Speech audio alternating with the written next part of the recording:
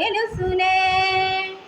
లోకమే తన సొంతమే కనుకే తనకింక ఇల్లెందుకే. పుట్టుకనే లేదంటరే శివునికి రూపమే లేదంటరే.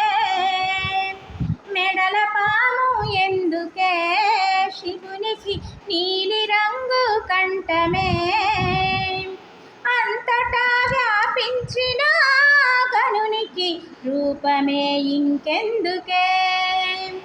విషమునే దాసిందుగా అందుకే నీలి రంగు కంఠమే శివునికి మెడ చుట్టూ ఆ వాసుకి.